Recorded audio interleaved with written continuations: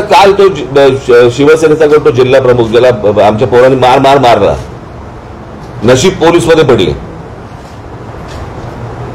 प्रश्न असा आहे, तो ओरडत गेला एक मराठा लाख मराठा, म्हणजे काय? तर ह्यांना दाखवायचं की हे जरांगे पाटलांचं आहे.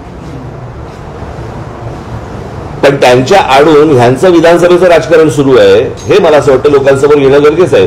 मराठा बांधव असतील, भगिनी असतील, ओबीसी समाजातले बांधव असतील, भगिनी असतील, इतर समाजातले लोक असतील, ह्यांनी ही गोष्ट नीट समजून घेतली पाहिजे. शरद पवारांसारखा आज 82-83 वर्षाचा माणूस आज महाराष्ट्रामध्ये स्टेटमेंट करतो की महाराष्ट्रामध्ये मणिपूर होईल.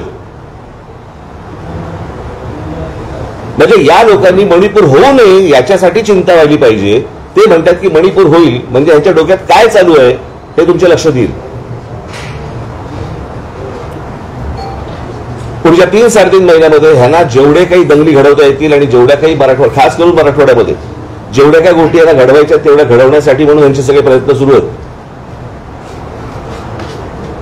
तुम्ही जर समजा शरद पवारांचं, मी माझ्या जाहीर सभेमध्ये पण सांगितलं होतं, शरद पवारांचं जर राजकारण तुम्ही बघितलं तर हे गेलं ते सगळं जेम्स लेन प्रकरणापासून यांनी सगळं सुरुवात केली आणि ते स्टेप बाय स्टेप एक जात झाली. कसं होतं, जातीबद्दल प्रेम हे वर्षानुवर्ष आहे, फक्त काय महाराष्ट्रात नाही देशात आहे. स्वतःच्या जातीबद्दल प्रेम असणं, पण दुसऱ्याच्या जातीबद्दल द्वेष निर्माण करणं हे पवारांनी जेव्हा राष्ट्रवादी निर्माण केली त्याच्यानंतर हे सगळं सुरू झालं.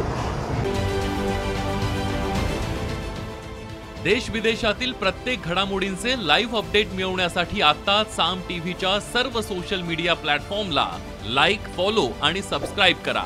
तसंच सर्व नोटिफिकेशनसाठी बेल आयकॉन प्रेस करायला विसरू नका.